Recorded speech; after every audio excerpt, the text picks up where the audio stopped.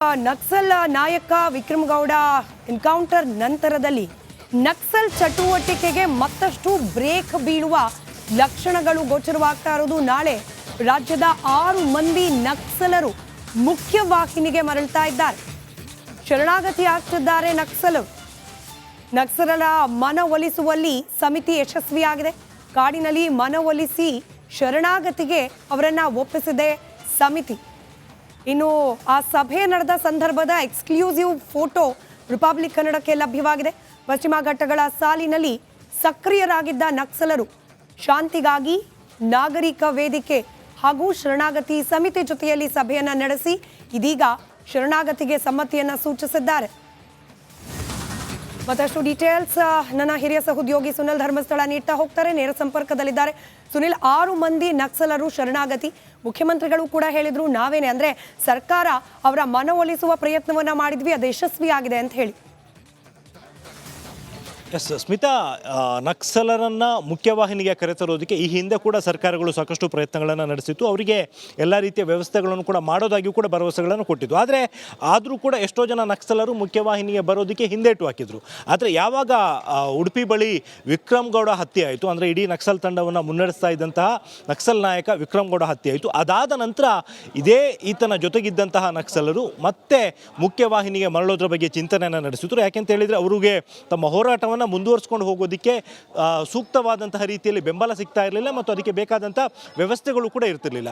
ಈ ಎಲ್ಲ ಕಾರಣಗಳಿಂದಾಗಿ ನಕ್ಸಲರು ಮುಖ್ಯವಾಹಿನಿಗೆ ಬರೋದಕ್ಕೆ ಮುಂದಾಗಿದ್ದರು ಮತ್ತು ಸರ್ಕಾರದ ಕಡೆಯಿಂದಲೂ ಕೂಡ ಅವರು ಮುಖ್ಯವಾಹಿನಿಗೆ ಬಂದರೆ ಅಂದರೆ ಶರಣಾದರೆ ಎಲ್ಲ ರೀತಿಯ ವ್ಯವಸ್ಥೆಗಳನ್ನು ಕಲ್ಪಿಸೋದಾಗಿ ಒಂದು ಭರವಸೆ ಸಿಕ್ಕಿತು.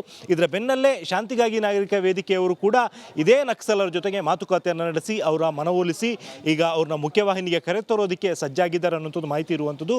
ಈಗ ಸಿಕ್ಕಿರುವಂಥ ಫೋಟೋಗಳು ಇವತ್ತು ಚಿಕ್ಕಮಗಳೂರಿನ ಒಂದು ಅರಣ್ಯ ಪ್ರದೇಶದಲ್ಲಿ ನಡೆದಿರುವಂತಹ ಈ ಒಂದು ಮನವೊಲಿಕೆ ಸಭೆಯ ಫೋಟೋಗಳು ಅನ್ನುವಂಥದ್ದು ಮಾಹಿತಿ ಸಿಕ್ಕಿರುವಂಥದ್ದು. ಇದರಲ್ಲಿ ಶ್ರೀಪಾಲ್, ಅದೇ ರೀತಿಯಲ್ಲಿ ನೂರ್ ಜುಲ್ಫಿಕರ್ ಸೇರಿದಂತೆ ಒಟ್ಟು 3 ಜನ ನಕ್ಸಲರ ಜೊತೆಗೆ ಮಾತುಕತೆಯನ್ನು ನಡೆಸೋಕೆ ಹೋಗಿದ್ರು. 6 ಜನ ನಕ್ಸಲರ ಜೊತೆಗೆ ಮಾತುಕತೆಯನ್ನು ನಡೆಸಿ ಬಹುತೇಕ ಇವತ್ತು ಬರ್ಬೋದು. ನಾಳೆ ಅವರು ಸರ್ಕಾರಕ್ಕೆ ಸಂಬಂಧಪಟ್ಟಂತೆ ಜಿಲ್ಲಾಧಿಕಾರಿಗಳ ಮುಂದೆ ಹಾಜರಾಗುವಂಥ ಸಾಧ್ಯತೆ ಬಗ್ಗೆ ಸದ್ಯಕ್ಕೆ ಮಾಹಿತಿ ಇರುವಂಥದ್ದು. ಸ್ಮಿತಾ, ಇದರ ಜೊತೆಗೆ ಈ ಶರಣಾಗತಿ ಅನ್ನೋದ್ರ ಪ್ರಕ್ರಿಯೆ ಹೇಗಿರುತ್ತೆ ಸುನಿಲ್? ಅದಾದ ನಂತರದಲ್ಲಿ ಅವರನ್ನ ಪೊಲೀಸರ ಕಸ್ಟಡಿಗೆ ತಗೊಳ್ತಾರಾ ಅಥವಾ ಅವರನ್ನ ಮುಕ್ತವಾಗಿ ಸಮಾಜದಲ್ಲಿ ಬಿಡ್ತಾರಾ? ಇದೊಂದು ಚಿಕ್ಕ ಕುತೂಹಲ ಇರುತ್ತೆ ಜನರಿಗೆ. ಎಸ್ ಸ್ಮಿತಾ, ಇದರಲ್ಲಿ ಇನ್ನೂ ಕೂಡ ಒಂದು ಗೊಂದಲ ಇದೆ. ಕರ್ನಾಟಕ ಸರ್ಕಾರದ ಕಡೆಯಿಂದ ಇವರ ವಿರುದ್ಧ ಇರುವಂಥ ಕೇಸುಗಳನ್ನು ಆದಷ್ಟು ಬೇಗ ತ್ವರಿತಗತಿಯಲ್ಲಿ ವಿಚಾರಣೆ ಮಾಡೋದಕ್ಕೆ ಬೇಕಾದಂಥ ವ್ಯವಸ್ಥೆಗಳನ್ನು ಕಲ್ಪಿಸಲಾಗುತ್ತೆ ಅನ್ನುವಂಥದ್ದು ಭರವಸೆ ಇರುವಂಥದ್ದು. ಆದರೆ ಈಗ ಇರುವಂತಹ ಅನುಮಾನ ಮತ್ತು ಒಂದು ಗೊಂದಲ ಅಂತ ಹೇಳಿದರೆ ಇವರ ವಿರುದ್ಧ ಬೇರೆ ರಾಜ್ಯಗಳಲ್ಲೂ ಕೂಡ ಪ್ರಕರಣಗಳು ದಾಖಲಾಗಿದ್ದಾವೆ. ಈವನ್ ಕೇರಳದಲ್ಲಿ ಮತ್ತು ತಮಿಳುನಾಡಿನಲ್ಲೂ ಕೂಡ ಪ್ರಕರಣಗಳು ದಾಖಲಾಗಿದ್ದಾವೆ. ಇಲ್ಲಿನ ಕೇಸುಗಳಲ್ಲಿ ಏನೋ ಸರ್ಕಾರ ಅವರ ಬಗ್ಗೆ ಸ್ವಲ್ಪ ಅವರಿಗೆ ಮುಂದಿನ ದಿನಗಳಲ್ಲಿ ತೊಂದರೆ ಆಗದಂತೆ ಇರೋದಕ್ಕೆ ಬೇಕಾದಂಥ ವ್ಯವಸ್ಥೆಗಳನ್ನು ಕಲ್ಪಿಸಿದ್ರು ಕೂಡ ಬೇರೆ ರಾಜ್ಯಗಳಲ್ಲಿ ದಾಖಲಾಗಿರುವಂಥ ಕೇಸುಗಳಿಗೆ ಸಂಬಂಧಪಟ್ಟಂತೆ ಯಾವ ರೀತಿ ಇವರಿಗೆ ಸೊಲ್ಯೂಷನ್ ಸಿಗುತ್ತೆ ಅನ್ನುವಂಥದ್ದು ಇನ್ನೂ ಕೂಡ ಸ್ಪಷ್ಟವಾಗಿ ಗೊತ್ತಾಗಿಲ್ಲ. ಮತ್ತು ಅದಕ್ಕೆ ಸಂಬಂಧಪಟ್ಟಂತೆ ರಾಜ್ಯ ಸರ್ಕಾರ ಯಾವ ರೀತಿಯ ನಿರ್ಧಾರಗಳನ್ನು ಕೈಗೊಳ್ಳುತ್ತೆ ಅಥವಾ ಬೇರೆ ರಾಜ್ಯಗಳ ಸರ್ಕಾರಗಳ ಜೊತೆಗೆ ಮಾತುಕತೆಯನ್ನು ನಡೆಸಿ ಅಲ್ಲೂ ಕೂಡ ಇರುವಂಥ ಕೇಸುಗಳಲ್ಲಿ ಸ್ವಲ್ಪ ಮಟ್ಟಿಗೆ ಇವರಿಗೆ ಸಡಿಲಿಕೆ ಏನಾದರೂ ಸಿಗುವಂಥ ಸಾಧ್ಯತೆ ಇದೆಯಾ ಅನ್ನುವಂಥದ್ದು ಒಂದು ಅನುಮಾನ. ಬಹುತೇಕ ನಾಳೆ ಇವರು ಜಿಲ್ಲಾಧಿಕಾರಿಗಳ ಮುಂದೆ ಬಂದ ಬಳಿಕ ಈ ಸಂಬಂಧಪಟ್ಟಂತೆ ಒಂದು ಸ್ಪಷ್ಟವಾದಂಥ ಚಿತ್ರಣ ಸಿಗುವಂಥ ಸಾಧ್ಯತೆ ಇದೆ. ಸ್ಮಿತಾ, ರೈಟ್, ಧನ್ಯವಾದ ಸುನಿಲ್ ಮಾಹಿತಿಗಾಗಿ. ನಕ್ಸಲ್ ನಾಯಕ ವಿಕ್ರಮ್ ಗೌಡ ಎನ್ಕೌಂಟರ್ ನಂತರದಲ್ಲಿ ನಕ್ಸಲ್ ಚಟುವಟಿಕೆಗೆ ಮತ್ತಷ್ಟು ಬ್ರೇಕ್ ಬೀಳುವ ಲಕ್ಷಣಗಳು ಗೋಚರವಾಗ್ತಾ ಇರೋದು. ನಾಳೆ ರಾಜ್ಯದ 6 ಮಂದಿ ನಕ್ಸಲರು ಮುಖ್ಯವಾಹಿನಿಗೆ ಮರಳ್ತಾ ಇದ್ದಾರೆ. ಶರಣಾಗತಿ ಆಗ್ತಿದ್ದಾರೆ ನಕ್ಸಲರ ಮನವೊಲಿಸುವಲ್ಲಿ ಸಮಿತಿ ಯಶಸ್ವಿಯಾಗಿದೆ. ಕಾಡಿನಲ್ಲಿ ಮನವೊಲಿಸಿ ಶರಣಾಗತಿಗೆ ಅವರನ್ನ ಒಪ್ಪಿಸಿದೆ ಸಮಿತಿ. ಇನ್ನು ಆ ಸಭೆ ನಡೆದ ಸಂದರ್ಭದ ಎಕ್ಸ್ಕ್ಲೂಸಿವ್ ಫೋಟೋ ರಿಪಬ್ಲಿಕ್ ಕನ್ನಡಕ್ಕೆ ಲಭ್ಯವಾಗಿದೆ. ಪಶ್ಚಿಮ ಘಟ್ಟಗಳ ಸಾಲಿನಲ್ಲಿ ಸಕ್ರಿಯರಾಗಿದ್ದ ನಕ್ಸಲರು ಶಾಂತಿಗಾಗಿ ನಾಗರಿಕ ವೇದಿಕೆ ಹಾಗೂ ಶರಣಾಗತಿ ಸಮಿತಿ ಜೊತೆಯಲ್ಲಿ ಸಭೆಯನ್ನ ನಡೆಸಿ ಇದೀಗ ಶರಣಾಗತಿಗೆ ಸಮ್ಮತಿಯನ್ನ ಸೂಚಿಸಿದ್ದಾರೆ. ಮತ್ತಷ್ಟು ಡೀಟೇಲ್ಸ್ ನನ್ನ ಹಿರಿಯ ಸಹೋದ್ಯೋಗಿ ಸುನಿಲ್ ಧರ್ಮಸ್ಥಳ ನೀಡ್ತಾ ಹೋಗ್ತಾರೆ. ನೇರ ಸಂಪರ್ಕದಲ್ಲಿದ್ದಾರೆ. ಸುನಿಲ್, 6 ಮಂದಿ ನಕ್ಸಲರು ಶರಣಾಗತಿ. ಮುಖ್ಯಮಂತ್ರಿಗಳು ಕೂಡ ಹೇಳಿದ್ರು, ನಾವೇನೆ ಅಂದ್ರೆ ಸರ್ಕಾರ ಅವರ ಮನವೊಲಿಸುವ ಪ್ರಯತ್ನವನ್ನ ಮಾಡಿದ್ವಿ, ಅದು ಯಶಸ್ವಿಯಾಗಿದೆ ಅಂತ ಹೇಳಿ. ಎಸ್ ಸ್ಮಿತಾ, ನಕ್ಸಲರನ್ನು ಮುಖ್ಯವಾಹಿನಿಗೆ ಕರೆತರೋದಕ್ಕೆ ಈ ಹಿಂದೆ ಕೂಡ ಸರ್ಕಾರಗಳು ಸಾಕಷ್ಟು ಪ್ರಯತ್ನಗಳನ್ನು ನಡೆಸಿತ್ತು. ಅವರಿಗೆ ಎಲ್ಲ ರೀತಿಯ ವ್ಯವಸ್ಥೆಗಳನ್ನು ಕೂಡ ಮಾಡೋದಾಗಿಯೂ ಕೂಡ ಭರವಸೆಗಳನ್ನು ಕೊಟ್ಟಿದ್ದು. ಆದರೂ ಕೂಡ ಎಷ್ಟೋ ಜನ ನಕ್ಸಲರು ಮುಖ್ಯವಾಹಿನಿಗೆ ಬರೋದಕ್ಕೆ ಹಿಂದೇಟು ಹಾಕಿದರು. ಆದರೆ ಯಾವಾಗ ಉಡುಪಿ ಬಳಿ ವಿಕ್ರಮ್ ಗೌಡ ಹತ್ಯೆ ಆಯಿತು, ಅಂದರೆ ಇಡೀ ನಕ್ಸಲ್ ತಂಡವನ್ನು ಮುನ್ನಡೆಸ್ತಾ ಇದ್ದಂತಹ ನಕ್ಸಲ್ ನಾಯಕ ವಿಕ್ರಮ್ ಗೌಡ ಹತ್ಯೆ ಆಯಿತು, ಅದಾದ ನಂತರ ಈತನ ಜೊತೆಗಿದ್ದಂತಹ ನಕ್ಸಲರು ಮತ್ತೆ ಮುಖ್ಯವಾಹಿನಿಗೆ ಮರಳೋದ್ರ ಬಗ್ಗೆ ಚಿಂತನೆಯನ್ನು ನಡೆಸಿದ್ರು. ಯಾಕೆಂತ ಹೇಳಿದರೆ ಅವರಿಗೆ ತಮ್ಮ ಹೋರಾಟವನ್ನು ಮುಂದುವರಿಸ್ಕೊಂಡು ಹೋಗೋದಕ್ಕೆ ಸೂಕ್ತವಾದಂತಹ ರೀತಿಯಲ್ಲಿ ಬೆಂಬಲ ಸಿಗ್ತಾ ಇರಲಿಲ್ಲ ಮತ್ತು ಅದಕ್ಕೆ ಬೇಕಾದಂಥ ವ್ಯವಸ್ಥೆಗಳು ಕೂಡ ಇರ್ತಿರಲಿಲ್ಲ.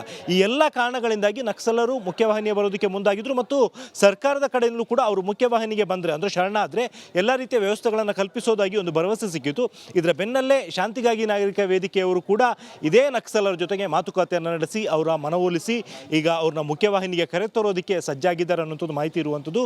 ಈಗ ಸಿಕ್ಕಿರುವಂಥ ಫೋಟೋಗಳು ಇವತ್ತು ಚಿಕ್ಕಮಗಳೂರಿನ ಒಂದು ಅರಣ್ಯ ಪ್ರದೇಶದಲ್ಲಿ ನಡೆದಿರುವಂತಹ ಈ ಒಂದು ಮನವೊಲಿಕೆ ಸಭೆಯ ಫೋಟೋಗಳು ಅನ್ನುವಂಥದ್ದು ಮಾಹಿತಿ ಸಿಕ್ಕಿರುವಂಥದ್ದು. ಇದರಲ್ಲಿ ಶ್ರೀಪಾಲ್, ಅದೇ ರೀತಿಯಲ್ಲಿ ನೂರ್ ಜುಲ್ಫಿಕರ್ ಸೇರಿದಂತೆ ಒಟ್ಟು 3 ಜನ ನಕ್ಸಲರ ಜೊತೆಗೆ ಮಾತುಕತೆಯನ್ನು ನಡೆಸೋಕೆ ಹೋಗಿದ್ರು. 6 ಜನ ನಕ್ಸಲರ ಜೊತೆಗೆ ಮಾತುಕತೆಯನ್ನು ನಡೆಸಿ ಬಹುತೇಕ ಇವತ್ತು ಬರ್ಬೋದು. ನಾಳೆ ಅವರು ಸರ್ಕಾರಕ್ಕೆ ಸಂಬಂಧಪಟ್ಟಂತೆ ಜಿಲ್ಲಾಧಿಕಾರಿಗಳ ಮುಂದೆ ಹಾಜರಾಗುವಂಥ ಸಾಧ್ಯತೆ ಬಗ್ಗೆ ಸದ್ಯಕ್ಕೆ ಮಾಹಿತಿ ಇರುವಂಥದ್ದು. ಸ್ಮಿತಾ, ಇದರ ಜೊತೆಗೆ ಈ ಶರಣಾಗತಿ ಅನ್ನೋದ್ರ ಪ್ರಕ್ರಿಯೆ ಹೇಗಿರುತ್ತೆ ಸುನಿಲ್? ಅದಾದ ನಂತರದಲ್ಲಿ ಅವರನ್ನ ಪೊಲೀಸರ ಕಸ್ಟಡಿಗೆ ತಗೊಳ್ತಾರಾ ಅಥವಾ ಅವರನ್ನ ಮುಕ್ತವಾಗಿ ಸಮಾಜದಲ್ಲಿ ಬಿಡ್ತಾರಾ? ಇದೊಂದು ಚಿಕ್ಕ ಕುತೂಹಲ ಇರುತ್ತೆ ಜನರಿಗೆ. ಎಸ್ ಸ್ಮಿತಾ, ಇದರಲ್ಲಿ ಇನ್ನೂ ಕೂಡ ಒಂದು ಗೊಂದಲ ಇದೆ. ಈಗ ಕರ್ನಾಟಕ ಸರ್ಕಾರದ ಕಡೆಯಿಂದ ಇವರ ವಿರುದ್ಧ ಇರುವಂಥ ಕೇಸುಗಳನ್ನು ಆದಷ್ಟು ಬೇಗ ತ್ವರಿತಗತಿಯಲ್ಲಿ ವಿಚಾರಣೆ ಮಾಡೋದಕ್ಕೆ ಬೇಕಾದಂಥ ವ್ಯವಸ್ಥೆಗಳನ್ನು ಕಲ್ಪಿಸಲಾಗುತ್ತೆ ಅನ್ನುವಂಥದ್ದು ಭರವಸೆ ಇರುವಂಥದ್ದು. ಆದರೆ ಈಗ ಇರುವಂತಹ ಅನುಮಾನ ಮತ್ತು ಒಂದು ಗೊಂದಲ ಅಂತ ಹೇಳಿದರೆ, ಇವರ ವಿರುದ್ಧ ಬೇರೆ ರಾಜ್ಯಗಳಲ್ಲೂ ಕೂಡ ಪ್ರಕರಣಗಳು ದಾಖಲಾಗಿದ್ದಾವೆ. ಈವನ್ ಕೇರಳದಲ್ಲಿ ಮತ್ತು ತಮಿಳುನಾಡಿನಲ್ಲೂ ಕೂಡ ಪ್ರಕರಣಗಳು ದಾಖಲಾಗಿದ್ದಾವೆ.